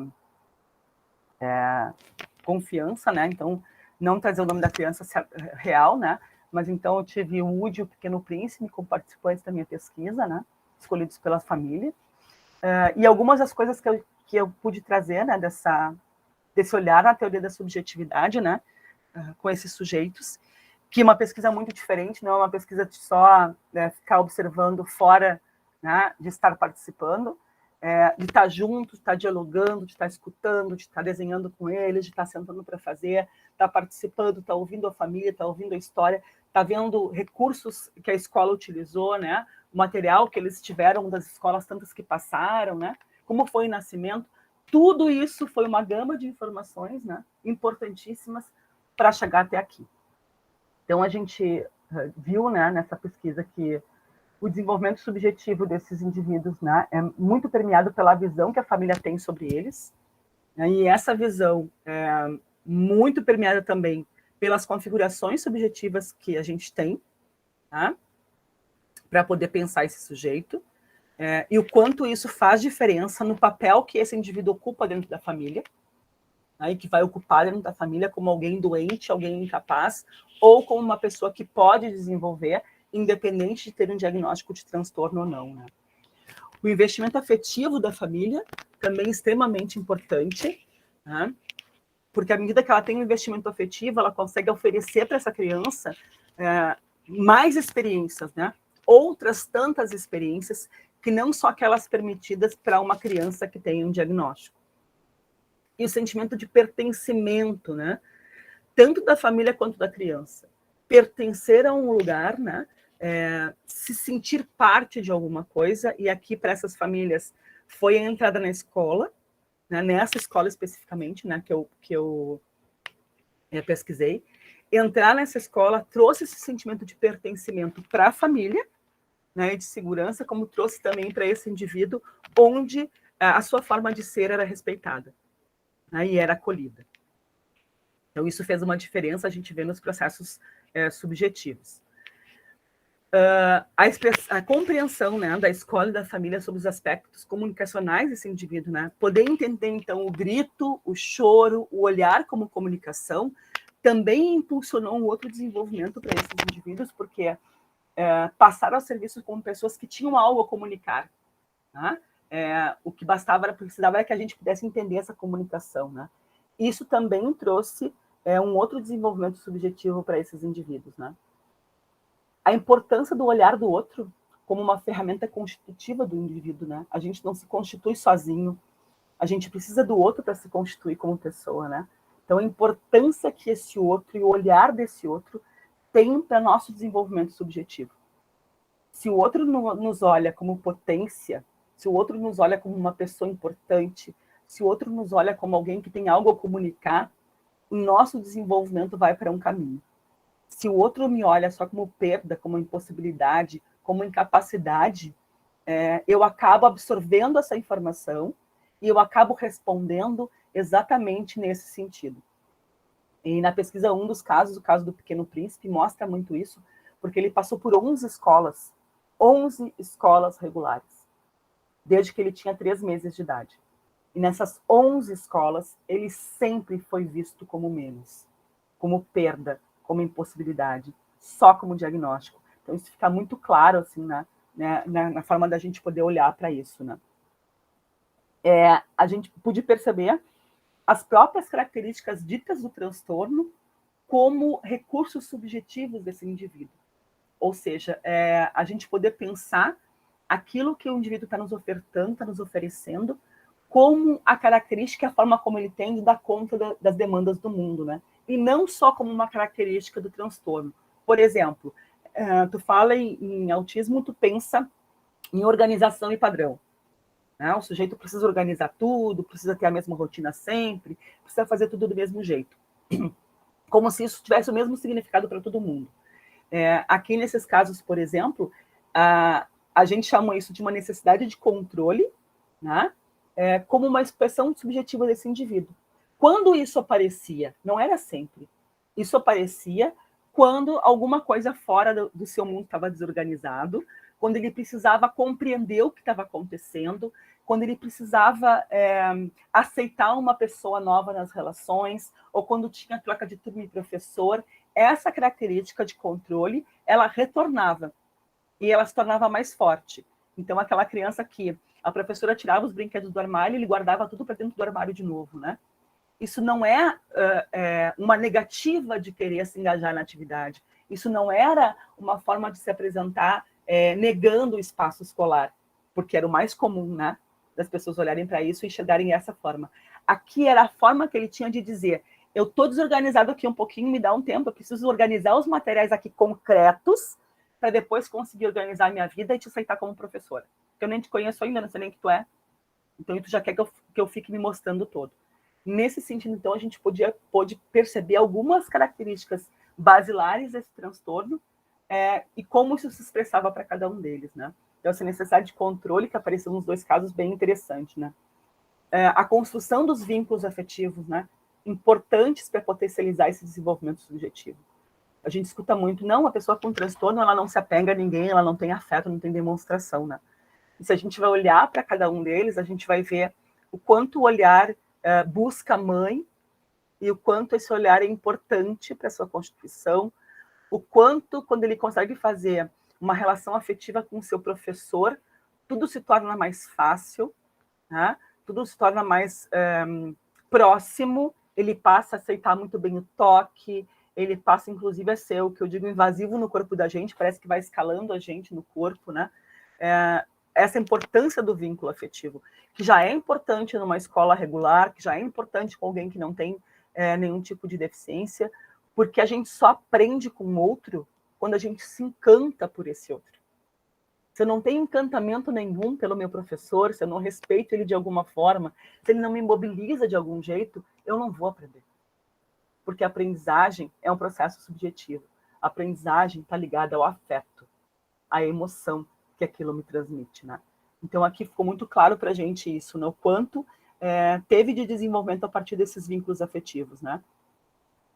A importância do engajamento das famílias, né? Para buscar e potencializar as possibilidades e não as dificuldades. Então, não pensar uma terapia que tivesse que fazer ele parar de pular. Não, vamos entender por que ele pula. Vamos entender qual é a necessidade desse pulo, quando que ela aparece, né? E como é que a gente pode trabalhar com ela, porque ela fala de um lugar, ela diz quem é esse sujeito. Então, isso também foi muito importante para as famílias, porque começaram também a desconstruir, né? Desconstruir esses processos, né? Que buscam enquadrar esse indivíduo.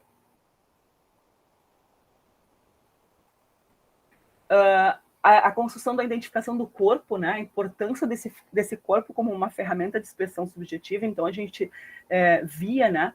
Os professores muitas vezes incomodados com esse caminhar, né? Essa necessidade de caminhar desse sujeito.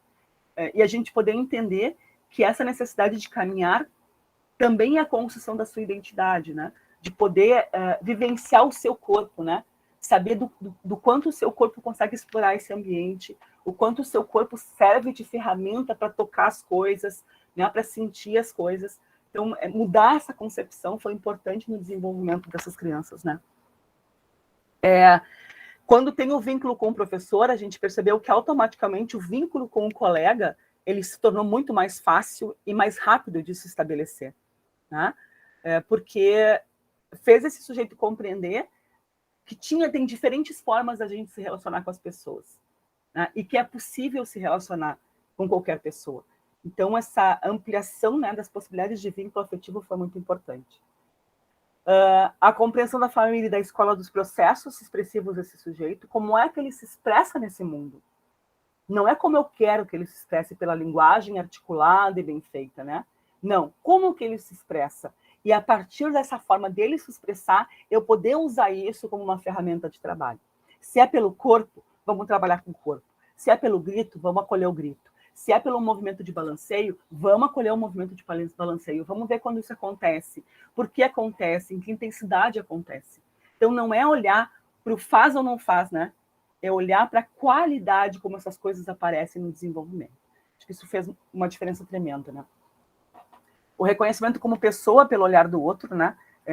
Nessa escola, por exemplo, o Pequeno Príncipe, que teve por 11 escolas, né?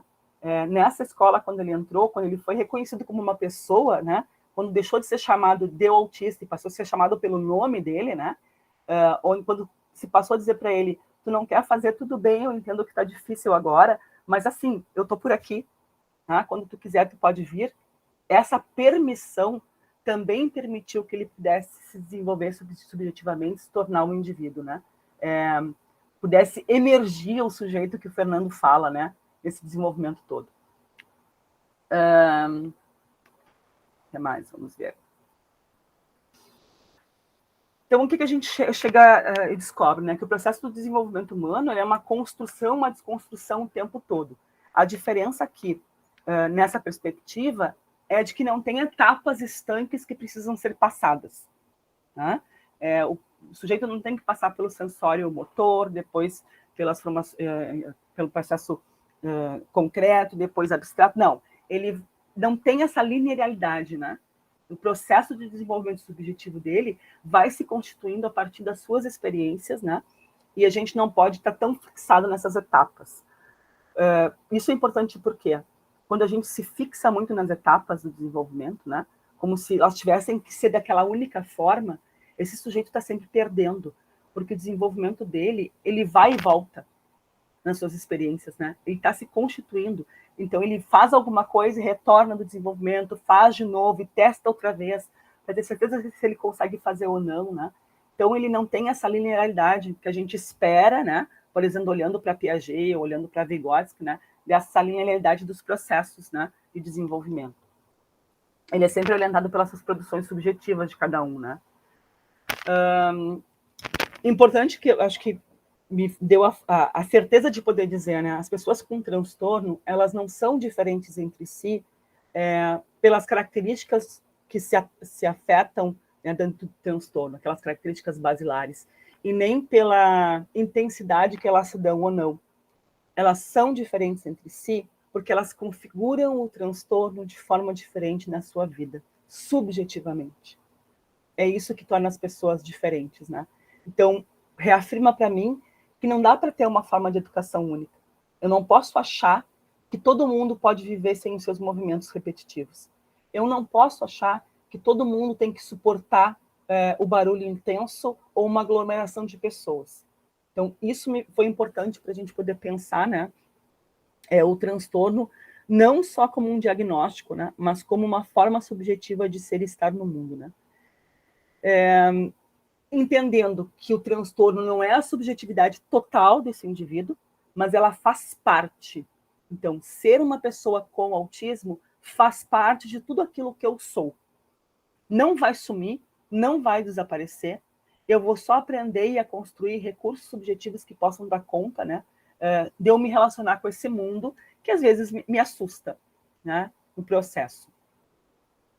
A gente percebeu que essa subjetividade vai se constituindo, né, no ser humano logo após que ele nasce, né, e aí o papel importante das emoções, né, das experiências que a família propõe, a importância da família se colocar nesse lugar, nesse papel importante de mediação do seu filho também, para poder produzir essas experiências, né, para poder oferecer esses sentidos para ele, ajudar ele nessa aceitação, né, nesse aprendizado, porque esse movimento vai trazendo, né, essas configurações subjetivas sobre o que a sua família entende sobre aprendizado, sobre pertencimento, sobre amor, sobre escola, sobre inclusão, né, quando ela se coloca ativa nesse processo, né.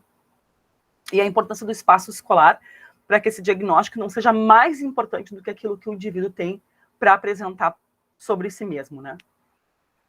Daí a gente entende que a escola precisa conhecer o aluno, né, a escola precisa construir pontes para acessar o caminho da aprendizagem. Eu acho que já tem muro demais no mundo, e a teoria da subjetividade traz isso, quando a gente pensa no transtorno, que o professor assume esse papel de construção de pontes, né, de oferecer uma sustentação para que esse sujeito possa ser quem ele é, né? As pessoas são diferentes, se constituem de forma diferente, subjetivamente, né? Mesmo que as características basilares do transtorno estejam presentes, mas ela vai estar presente de uma forma para o João e de outra forma para a Maria. E isso é importante a gente entender no processo escolar, né? E a importância da teoria da subjetividade, né, da gente poder ter a certeza de que as pessoas elas são constituídas de maneiras únicas, né? E isso já quebra um padrão importante socialmente estabelecido, né? Que diz que, por exemplo, todo mundo precisa sentar para aprender, todo mundo precisa reproduzir o que a sociedade espera para ser considerado um sujeito aprendente, né? E, para mim, trouxe o alento de que não precisa ser através do comportamental para esse sujeito aprender, né? Então, a gente pensa o transtorno dentro da teoria da subjetividade como uma configuração subjetiva, né, que pode ser atualizada, que pode ser modificada num processo de vida. Não é estanque, não vai viver sempre daquela forma, daquele jeito, daquela maneira. Ele pode modificar a sua forma de ser durante suas experiências, né? Então, a gente tem que oferecer para ele uma gama maior de experiências e não uma gama maior de treinamento e reprodução, né? Então, acho que pensar o transtorno nessa perspectiva ajuda a gente a defender o reducionismo desse indivíduo, né? E isso é muito forte nas escolas, né? Que eles se tornam um diagnóstico e não quem eles são, né? Aqui eu digo, eles deixam de ser o Woody ou o Pequeno Príncipe e passam para ser o autista ou o aluno autista, né? Eles acabam assumindo o rótulo, né, que a sociedade cria para eles e acabam sobrepondo a própria identidade, né? E aí, quando a diferença ela recebe esse nome, ela se torna mais fácil de ser tratada pelas pessoas, né? Só que isso permite que o sujeito fique esquecido nesse caminho, né? Então, a gente anula o sujeito e valoriza só o diagnóstico. Eu queria, tá quase acabando o meu tempo, mas eu queria trazer esses pequenos, desculpa, passei demais. Esses pequenos relatinhos assim sobre uma conclusão sobre cada um, para vocês verem o quanto tem de sujeito aqui, subjetividade, né? Então, o Woody identifica-se mais como um pai, né? Ele gosta de manusear furadeiras, martelos, pregos, pintar, serrar, e ao mesmo tempo ele é extremamente carinhoso e efetivo como a mãe dele, né? Uma cena importante nesse período de... Eu me emociono até falando nisso. Vendo a Grazi, a mãe dele. Nesse período de pesquisa, a gente descobriu que ele largava um bombom todo dia de noite na mochila do pai. O pai trabalha de noite como segurança, né? E o pai abria a mochila e encontrava um bombom na mochila. Um bombom que o pai gosta muito, né? E não se sabia de onde tinha vindo um bombom. Nesse período se descobriu que era ele que pegava o bombom. Ele pegava o bombom, largava na mochila do pai, para o pai encontrar no serviço, né? Então, o quanto que emergiu ali um sujeito que consegue identificar aquilo que o pai gosta e consegue se colocar à disposição desse pai, né? Dizendo, olha, eu não consigo dizer com todas as palavras que eu te amo, mas eu consigo te dizer isto aqui, desse jeito, né? Quando o pai sai de casa e demora a chegar, né? E ele trabalha com alguns reparos nesse período de pesquisa, depois teve aqui em casa várias vezes, né? Mesmo no período da pandemia, volta e meia chegam áudios, né, do celular, áudios com uma fala às vezes não compreensiva, porque a linguagem oral dele não é uma linguagem super articulada, ele tem melhorado muito nesses anos na sua linguagem, mas áudios com sílabas, né, da palavra que ele quer dizer, e o significado que vem nesses áudios, né? Olha, eu sinto tua falta, tu tá demorando para voltar, onde é que tu anda, né? Então, essa produção subjetiva, né? O sentimento, o Woody traz muito, né? Nesse movimento. Ele ama se vestir de gaúcho, adora dançar, adora se mostrar, né? Ele faz parte do grupo da ACM, aprendeu a nadar, que era uma dificuldade muito grande para ele tinha muito medo de água, né? E em 2021, lá, iniciozinho de 2021, ele tem muito medo de cachorro, né? E eu tenho um cachorro em casa, ele vinha muito aqui, o Dobby, e um dos maiores desafios dele foi poder aceitar uma lambida do Dobby, né? E a gente vê a aproximação dele com o Dobby e permitir que o Dobby esteja com ele, né? Essa vinculação afetiva, né?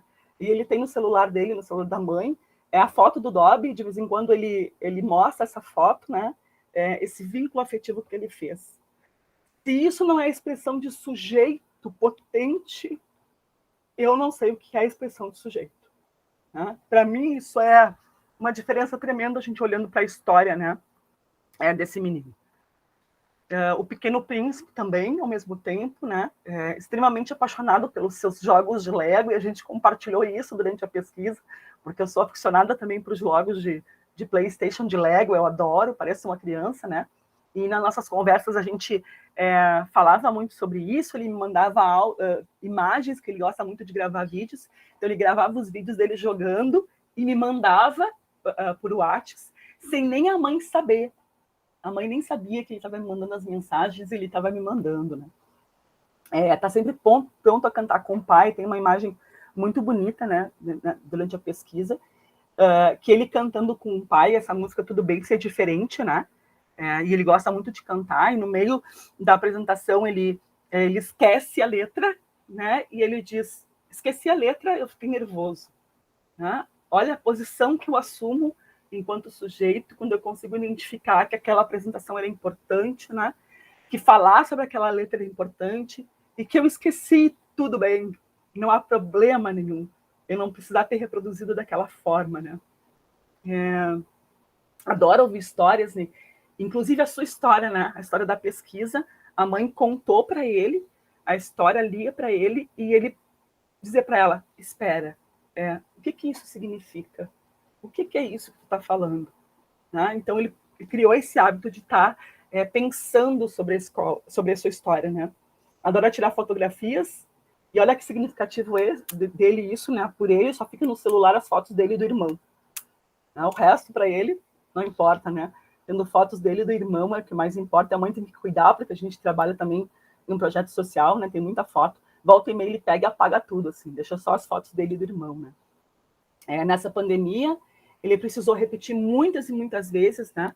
Para mim, para a mãe, para os pais, que o vírus estava na rua, que tinha um bichinho na rua, né? E não como uma ecolalia sem função, né? Porque naquela época isso se tornou, olhando de fora, um processo ecolálico realmente, porque ele repetia muitas e muitas e muitas vezes. Não posso ir no shopping, não pode ir para a escola, não pode visitar a avó, né? O bichinho está na rua. Quem vê de fora pensa, olha ali, ó, super ecolálico. Mas para ele, naquele momento, isso tinha uma função extremamente importante, de era conseguir aceitar o que estava acontecendo, as perdas que ele teve nesse período todo, né? De não poder ir ao shopping, onde ele conseguia se locomover, ele conseguia escolher o que ele queria fazer, não podia ir na casa da avó, não tinha mais a escola de que ele gostava tanto, né? Então, isso veio vindo, essa ecolalia, como um processo de organização mental para ele. Né? Da mesma forma como aparece no comportamento do Woody algumas vezes, essa ecolalia presente, não é só a repetição de uma palavra sem sentido. Né? A gente vê ali um processo de organização mental para conseguir dar conta de entender o que está se passando no mundo. Então, achava importante trazer essas imagens para vocês, assim, né? Um resumo, então, de como essa subjetividade se dá, né? O interessante é que a gente pudesse ter aqui embaixo dessa imagem linhas, né, por trás, formando uma teia, porque eu acho que a subjetividade, ela é isso, né? Ela não são pontos isolados, elas são construções dessas relações, né? Importantes, que vai de família, indivíduo, escola, o social, né? E todas essas outras palavras e frases que eu coloquei ali. Né? Isso vai fazendo essa constituição subjetiva de cada indivíduo, né? Que tem um transtorno, que tem um diagnóstico, né? Também é para qualquer um de nós, né? Mas importante a gente poder destacar isso dentro do transtorno, né? Porque ninguém nunca tinha olhado para isso. Ninguém nunca tinha dito, olha, esse sujeito tem um processo subjetivo de ser, que não é só uma característica, que não é só um diagnóstico. Então, acho que por isso que eu gosto tanto da teoria da subjetividade, ela me representa tanto. Para a gente terminar, essa é uma fala que eu tive com o Pequeno Príncipe, né? E aí a emergência total do sujeito, né? Eu perguntei para ele, na época do dia 2 de abril ali, né, o que era autismo, e ele me respondeu, eu sei muito do autismo, tudo bem é o que você tem. O autismo fala e vê o mundo. O que é família? E ele coloca família, abraço, é carinho nele, aqui aponta o coração. E aí eu perguntei para ele assim, quem é a pessoa mais importante para ti no mundo? E para mim foi um encerramento de pesquisa assim maravilhoso, porque ele diz, eu sou a pessoa mais importante para mim no mundo. Né? Quando ele consegue se valorizar como uma pessoa, como um ser potente, um ser que tem entendimento, e ele deixa claro, eu tenho autismo sim, esse autismo fala e vê as coisas em mim, mas eu sou alguém importante. Eu sou um ser nesse mundo que posso fazer mudanças, né? Então, para mim, isso foi muito significativo. Eu acho que a gente precisa aprender a fazer mais tessituras, né? E a teoria da subjetividade, ela aponta para mim as possibilidades da gente fazer tessituras, né? Essas tessituras é a gente escutar mais, olhar mais, propiciar mais sucesso, porque os indivíduos precisam ter sucesso na vida. Se a gente trabalha só com a reprodução, eles não conseguem nunca ter sucesso de nada, porque eles nunca vão alcançar o patamar que a gente quer. Aquilo que a gente estabeleceu como limite, né? A gente precisa trabalhar com o patamar deles, né? O desenvolvimento deles. Pensar a pessoa com transtorno como um sujeito e não como um corpo padronizado com sintomas. Isso é muito diferente. Pensar um indivíduo potente, pensar um sujeito, é muito diferente de pensar o corpo e os sintomas. São coisas muito distantes uma das outras. E daí eu queria terminar com vocês, se vocês me permitem, é longo, mas é para a gente encerrar. Não sei se vocês estão enxergando a Graziela Brito, aquele rapaz lindo, maravilhoso que está ali, o meu Woody, querido, está sempre junto com a gente por aí. Então, termino... Vocês viram que eu estou chorando pra caramba, né? Muito. Então, eu termino com essa frase que diz assim, é uma frase que resume o meu relacionamento com os meus alunos e com os meninos na pesquisa, né? Tudo que a gente vivenciou. Você me ensinou a te convidar, convocar e esperar. Você resistia, fazia que não me via e não me escutava, mas me olhava de canto de olho. Eu me sentava, brincava, te olhava, dizia seu nome, marcava que eu te via e esperava. Você sorria para mim, saía correndo com seu corpo falando, ainda não. Eu reafirmava, você é livre, mas continuarei te convidando. Levou algum tempo. Necessitou paciência, insistência, respeito, olhar e escuta.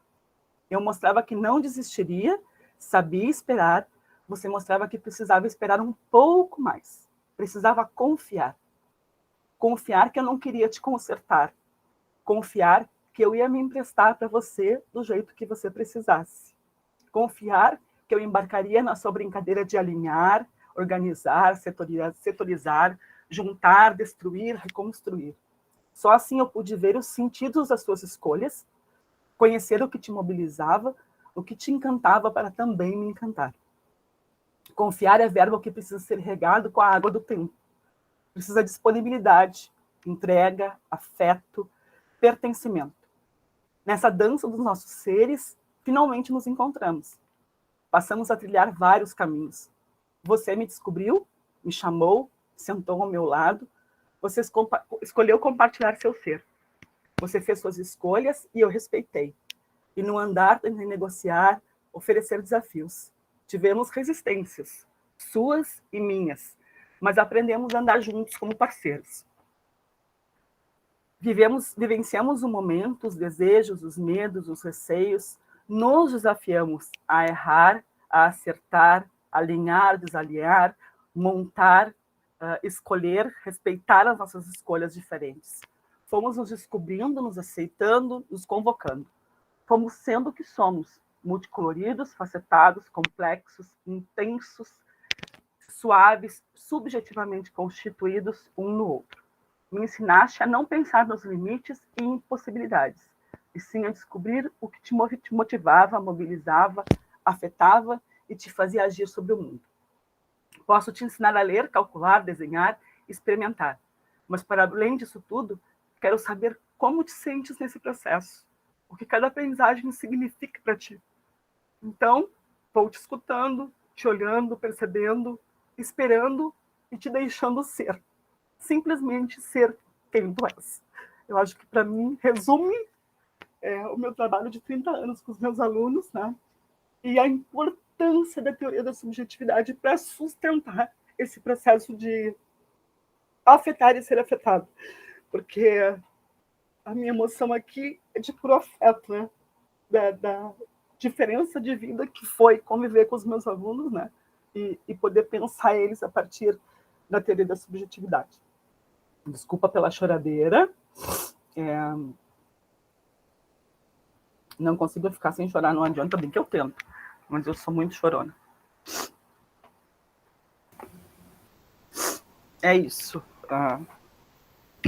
É o que a casa oferece para o dia de hoje. Belíssimo, Carla! Como a pessoa que estava responsável por fazer, né, se coloca aí. Então, eu estou muito mobilizada com tudo. Eu falei lá no início, né, da tua generosidade, da tua sensibilidade, de quanto tu és, né, e quanto tu mobiliza na gente também esse desejo, né, da gente ser, da gente estar, não só de estar, mas ser, né, antes de estar. Tu me fizeste muitas mobilizações hoje, me afetaste de muitas formas. como mulher, como pessoa, como mãe, como professora.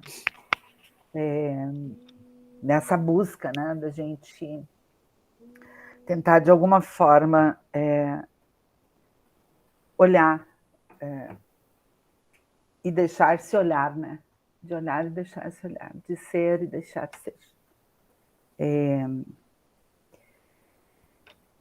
Eu quero agradecer muitíssimo, né? Tudo que você nos trouxe, tudo que você mobilizou em nós, né? Penso que esse segundo encontro desde o norte, né? Aí nesse entre artesanias, né? Da gente olhar para as diferenças e apenas ser, né? Acho que o que fica para mim é um pouco isso, assim, e do meu compromisso como a pessoa que olha projetos pedagógicos na área da saúde, de poder tensionar e problematizar mais. Quando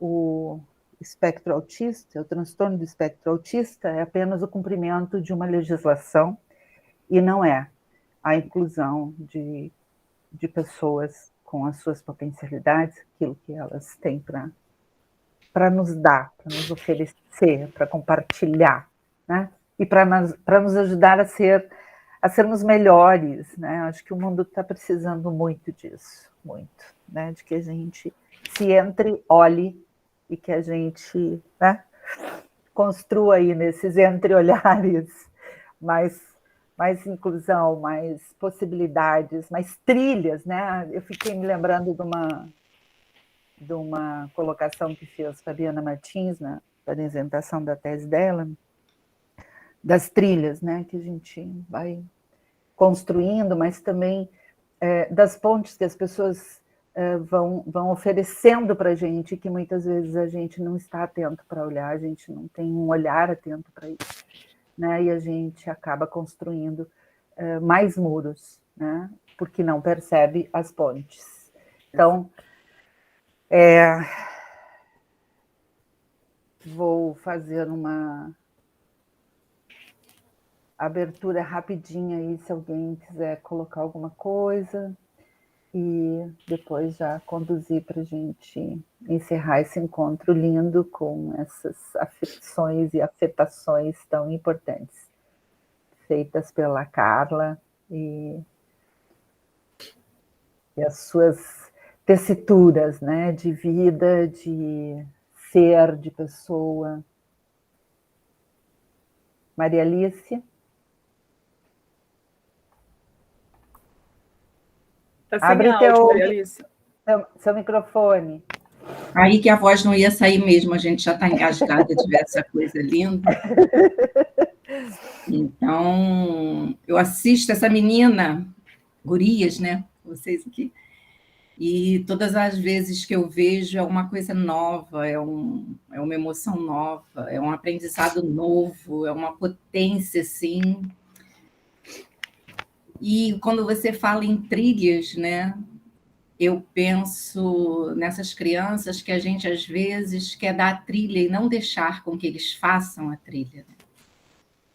A importância de nós mostrarmos, talvez, a oportunidade que eles tenham de criar, né? E seguir a trilha deles, que eu acho que é, às vezes, o que falta, né? Nossa, eu estou toda descabelada que eu vim da minha terceira dose e nem tinha me visto. E é muito bom ouvir Carla falar, sempre. Né? Ela fala de assunto que às vezes mexe com a gente não vê possibilidade nenhuma, e ela nos mostra um leque de possibilidades. Né? Agradecer de novo a oportunidade de estar aqui, parabenizar o grupo que está promovendo isso tudo, né? E a Carla pela fala maravilhosa. Muito obrigada. Obrigada, Maria Alice. Querida. Maria Alice, querida, amo de paixão. Ela sabe que eu admiro ela muito também. É uma relação de afeto, construída na pandemia, acreditem. porque eu não conheço ela presencial, vou conhecer essa sexta-feira, se Deus quiser. É incrível, né? Como o afeto nos dá, né? A possibilidade cria esse espaço, né? Onde a gente pode se sentir seguro para ser quem a gente é. Exato, exato. Então, eu quero agradecer mais uma vez a presença de todas, de todos, de todes. Carla, simplesmente uma alegria ter você no Entre, porque você nos mobiliza amorosamente, de uma maneira impressionante, e nisso aprendemos de maneira impressionante. Assim. Então,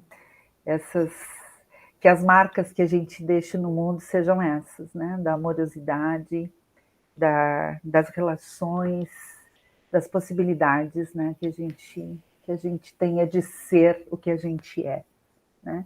Exato. João. Estava procurando uma sala mais tranquila para conseguir falar, que eu estou aqui na unidade.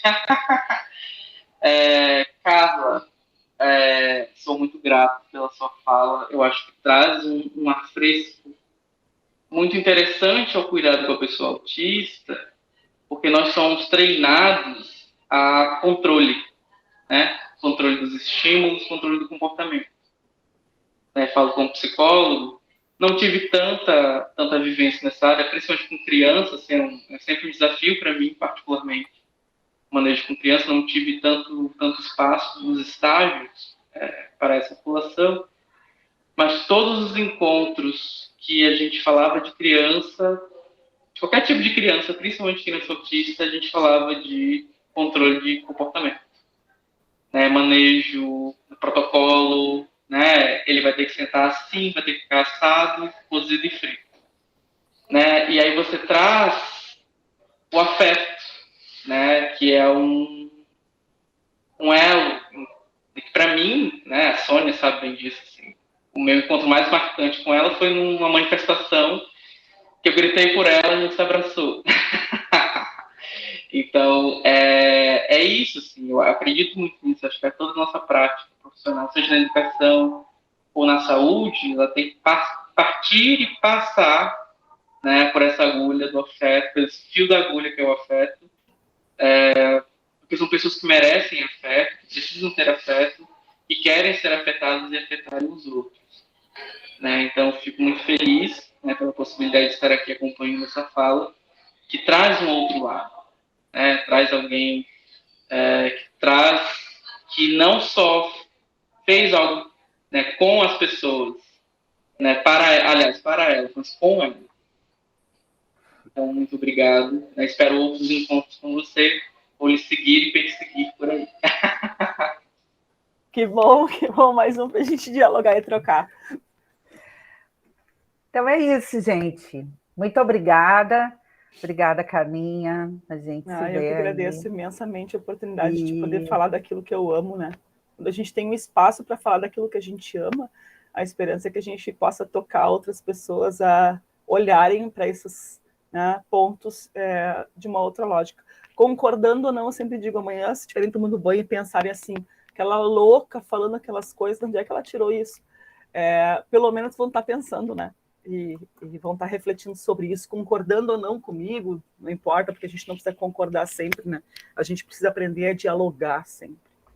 Essa é a grande diferença, né? É dialogar. Então, eu sou muito, muito grata pela manhã de hoje. Muito obrigada, sim.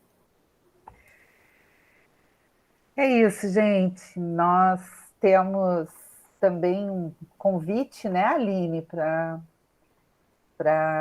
vocês acompanharem aí nas nossas redes, que em dezembro a gente está realizando a primeira semana de arte do Entre, e sigam aí o projeto no Instagram, e daqui a pouquinho a gente tem mais novidades.